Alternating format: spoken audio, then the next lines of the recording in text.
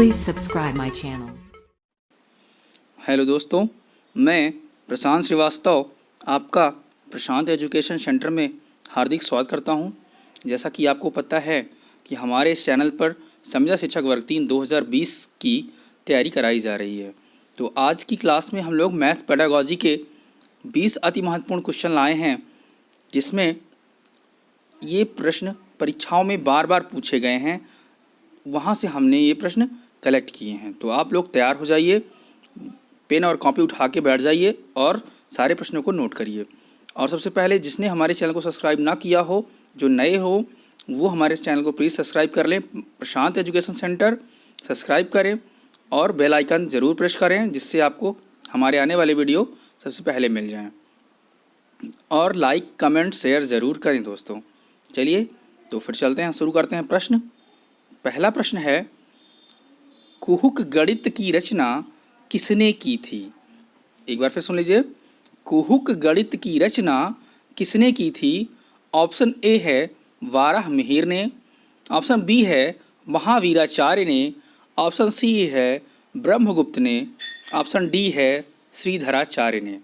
तो दोस्तों इसका सही आंसर है ऑप्शन ए वाराहमिहिर ने। ऑप्शन ए नोट कर लीजिए, वाराहमिहिर है। ठीक है, चलिए अगला प्रश्न देखते हैं। रेखा गणित के लिए सबसे प्रमुख विधि है? ए निगमन विधि, बी आगमन विधि, सी व्याख्यान विधि, डी विश्लेषण विधि। तो दोस्तों इसका सही आंसर जो है वो है ऑप्शन बी आगमन विधि। आगमन विधि क्या है? राइट आंसर है। चलिए अगला प्रश्न चलते हैं। तीसरा प्रश्न है, 10 गीतिका नामक ग्रंथ की रचना किसने की थी? 10 गीतिका नामक ग्रंथ की रचना किसने की थी? दोस्तों ऑप्शन है ए ब्रह्मगुप्त ने, बी वाराहमिहिर ने, सी आर्यभट्ट ने, डी रामानुज ने। आप लोग भी मार्क करिए और कमेंट में हमें ज़रूर बताइए कि आपने कितने मार्क्स लाए हैं। चलिए इसका आंसर बता देते हैं। इसका आंसर है ऑप्शन सी आर्यभट्ट ने। क्या आंसर है? आर्यभट्ट ने। चलिए चौथा प्रश्न है दोस्तों, अपेक्षित व्यवहारगत परिवर्तन में निहित है शैक्षिक उद्देश्य, प्राप्य उद्देश्य, सामान्य उद्देश्य या इनमें से कोई नहीं।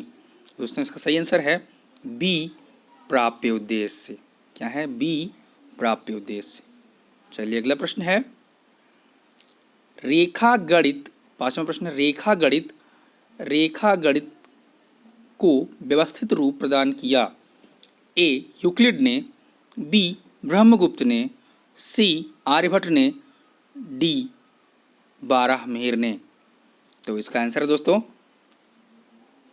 बी ब्रह्मगुप्त ने। बी ब्रह्मगुप्त ने। ठीक है, ध्यान से देखिएगा दोस्तों, नोट कर लीजिएगा।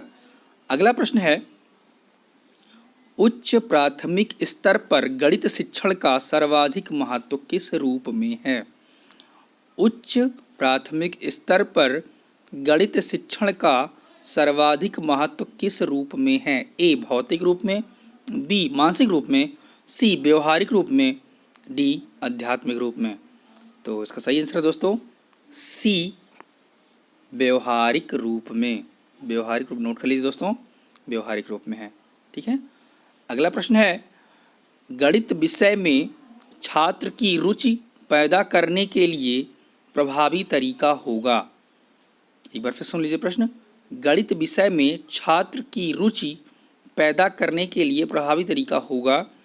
ए कमजोर छात्रों के लिए अतिरिक्त कक्षाओं की व्यवस्था करना, बी समय विभाग चक्र में गणित विषय के अधिक कालांश देना, सी विद्यालय में अधिक पुस्तकें खरीदना, या डी खेल विधि से शिक्षण करवाना। आप ध्यान रखिएगा, बात हो रही है गणित विषय में छात्रों की रुचि हम कैसे पैदा कर सकते हैं, क्या तरीका होगा जिससे लड़कों का मन यानी छात्रों का मन एकदम गणित पढ़ने के लिए जागरूक हो जाए, है ना? तो इसका सही आंसर है दोस्तों खेल विधि से शिक्षण करवाना। खेल पद्धति बहुत फेमस है आजकल, खेल विधि से शिक्षण करवाना। ठीक है, अगला प्रश्न है 8वां, यदि ज्यामिति आकृति का अवबोधन हो जाता है तो छात्रों के व्यवहार में परिवर्तन होगा। यहाँ पे ये थोड़ा सा मिस्टाइप हुआ है, हाँ देख लीजिए फिर से।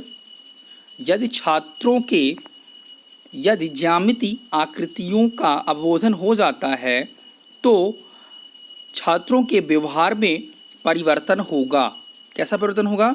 आकृतियों का वर्गीकरण करने में, वैसी आकृतियों को खींचने का, आकृतियों की प्रशंसा करने में, या गणित परिषद पट ज्यामिति आकृतियों का प्रदर्शन करने में। इसका सही आंसर दोस्तों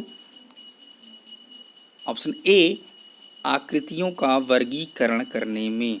आकृतियों का वर्गीकरण करने में, नोट कर लीजिए दोस्तों, ऑप्शन ए सही है। अगला प्रश्न है 9वां, वृत्त की परिधि ज्ञात करने का या वृत्त की परिधि ज्ञात करने के लिए किस शिक्षण विधि का प्रयोग करेंगे, या वृत्त की परिधि ज्ञात करने के लिए किस शिक्षण विधि को प्रयोग में लाएंगे? तो ऑप्शन ए है निगमन विधि, ऑप्शन बी है आगमन विधि, ऑप्शन सी है संश्लेषण विधि, और ऑप्शन डी है इकाई विधि। तो दोस्तों इसका सही आंसर है ऑप्शन ए, निगमन विधि। क्या ऑप्शन है? Option A, निगमन Vidhi. नोट कर लीजिए दोस्तों। चलिए प्रश्न 10वां है आज का, गणित को कहा जाता है, क्या कहा जाता है दोस्तों? ये परीक्षा में आए हुए प्रश्न दोस्तों, एकदम वीडियो को पूरा देखिएगा, अंत तक देखिएगा, तभी आप प्रश्न पूरे कर सकते हैं और परीक्षा में अच्छे अंक प्राप्त कर सकते हैं। तो परीक्षा में सिलेक्शन पाने के लिए आप पूरा वीडियो देखें, अंत तक देखें, ठीक है। गणित को कहा जाता है विद्यार्थियों का दुश्मन, शक्तिशालियों की शक्ति, मन की भाषा, या मस्तिष्क का व्यायाम। तो आप समझ ही गए होंगे दोस्तों कि गणित को क्या कहा जाता है। तो ये है हमारे मस्तिष्क का व्यायाम, क्योंकि इसमें दिमाग की कसरत हो जाती है ना दोस्तों। गणित है तो मस्तिष्क का व्यायाम यानी ऑप्शन डी सही आंसर है। चलिए अगला प्रश्न है 11वां, मनुष्य के जीवन में जिन गतिविधियों में गणित का सर्वाधिक प्रयोग होता है वह है, एक बार फिर सुन लीजिए, मनुष्य के जीवन में जिन गतिविधियों में गणित का सर्वाधिक प्रयोग होता है वह है, यानी मनुष्य की दैनिक गतियों में किसका गणित का प्रयोग होता है? तो मनोवैज्ञानिक, सांस्कृतिक, सामाजिक, या आर्थिक। तो आर्थिक गतिविधियों में गणित का प्रयोग होता है ना, कि आर्थिक जो है उसमें गणित का ही प्रयोग होगा, पैसे रुपये से संबंधित है। चलिए आगे प्रश्न है 12वां, अबेकस का प्रयोग छोटी कक्षाओं में किस शिक्षा में प्रभावी होता है? अबेकस का प्रयोग छोटी कक्षाओं में किस शिक्षा में प्रभावी होता है? ए, गिनती सिखाने में, बी, बोलना सिखाने में, सी, लिखना सिखाने में, या डी, हस्तलेखन सिखाने में। तो दोस्तों इसका सही आंसर है ए, गिनती सिखाने में। ए, गिनती सिखाने में, ठीक है। तो नोट कर लीजिए दोस्तों, ए, गिनती सिखाने में। अगला प्रश्न है प्रश्न 13वां, सेक्सटेंट किस प्रकार की अधिगम सामग्री है? सेक्सटेंट किस प्रकार की अधिगम सामग्री है? ठीक है, तो ये है दृश्य सामग्री या श्रव्य सामग्री, दृश्य एवं श्रव्य सामग्री, या चित्र सामग्री। तो इसका आंसर है दोस्तों ए, दृश्य सामग्री। ए, दृश्य सामग्री, ठीक है, नोट कर लीजिए दोस्तों। अगला प्रश्न है प्रश्न 14वां, प्रोजेक्ट यथार्थ जीवन का ही एक भाग है जो विद्यालय में प्रदान किया जाता है, यह कथन किसका है? तो एक बार फिर सुन लीजिए प्रश्न, प्रोजेक्ट यथार्थ जीवन का ही एक भाग है जो विद्यालय में प्रदान किया जाता है, यह कथन किसने कहा है? तो ऑप्शन ए है स्टीवेंसन ने, बी, पार्कर ने, सी, बेलार्ड ने, डी, वाटसन ने। तो दोस्तों इसका सही आंसर है सी, बेलार्ड ने। सी, बेलार्ड ने। चलिए अगला प्रश्न है 15वां, आगमन विधि का प्रमुख दोष है? आगमन विधि का प्रमुख दोष है? ए, ज्ञानार्जन बहुत धीमी गति से होता है। बी, ज्ञान अस्थायी होता है। सी, ज्ञान निरस्त हो जाता है। या डी, उपरोक्त में से कोई नहीं। तो दोस्तों इसका सही आंसर है ऑप्शन ए, ज्ञानार्जन बहुत धीमी गति से होता है। ये क्या है? आगमन विधि का प्रमुख दोष है ज्ञानार्जन जो होता है दोस्तों, इसमें बहुत धीमी गति से होता है। चलिए अगला प्रश्न है 16वां। गणित की प्रकृति एवं रचना में विशेषता पाई जाती है। गणित की प्रकृति में एवं रचना में विशेषता पाई जाती है। गणित एक रसहीन विषय है, गणित एक मूर्त विषय है, गणित विषय में आक्रमणबद्धता है, या गणित की भाषा असांकेतिक है। तो दोस्तों आपको पता ही होगा जो गणित है एक रसहीन विषय है। कैसी है? रसहीन, यानी इसमें मज़ा नहीं आता है दोस्तों, मस्तिष्क का व्यायाम होता है ना। चलिए अगला प्रश्न है 17वां आज का। श्रव्य सामग्री में सम्मिलित है। श्रव्य सामग्री में सम्मिलित शब्द का मतलब जो सुनने में काम आए, है ना। तो ए, टीवी तो बिल्कुल नहीं होगा क्योंकि टीवी देखने और सुनने दोनों में काम आता है। B, gramophone. सी, श्यामपट्ट। डी, खिलौना। आप भी जानते हैं कि श्यामपट्ट में हम देखते हैं, खिलौने को भी हम देखते हैं, लेकिन जो ग्रामोफोन होता है इससे हम सुनते हैं। तो जो आंसर है दोस्तों क्या हो जाएगा?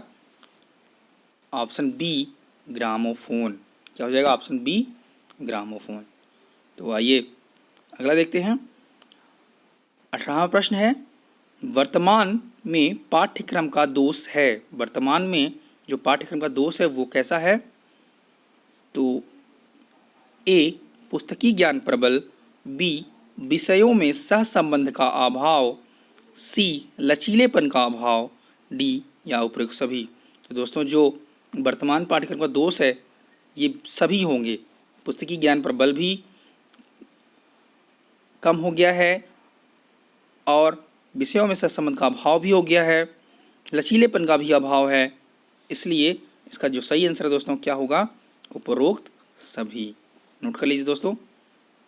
आज का 19वां प्रश्न है, किस विधि में अज्ञात से ज्ञात की ओर बढ़ा जाता है? किस विधि में अज्ञात से ज्ञात की ओर बढ़ा जाता है? तो ऑप्शन ए है निगमन विधि, ऑप्शन बी है आगमन विधि, ऑप्शन सी है विश्लेषण विधि, या ऑप्शन डी है उपयुक्त सभी। तो इसका सही आंसर है दोस्तों option A, निगमन Vidhi. Option A, निगमन विधि। ठीक है। और आज का अंतिम और 20वां प्रश्न है, आगमन विधि में बढ़ा जाता है। आगमन विधि में बढ़ा जाता है विशिष्ट से सामान्य की ओर, बी, अज्ञात से ज्ञात की ओर, सी, सूक्ष्म से स्थूल की ओर, डी, उपयुक्त सभी। इसका जो सही आंसर है दोस्तों वो है आगमन विधि में बढ़ा जाता है किधर से? विशिष्ट से सामान्य की ओर। विशिष्ट से सामान्य की ओर। नोट कर लीजिए दोस्तों। इसका सही आंसर क्या है? Option A. ठीक है। तो आज के लिए बस इतना ही दोस्तों, और तब तक के लिए आपको एक बार फिर बता दें कि हमारे यूट्यूब चैनल प्रशांत एजुकेशन सेंटर में जो नए हैं वो हमारे चैनल को ज़रूर सब्सक्राइब करें, और जिन्होंने कर लिया है वो हमारे चैनल को केवल वीडियोस को देखें और लाइक करें, कमेंट करें और अपने दोस्तों में शेयर करें। धन्यवाद।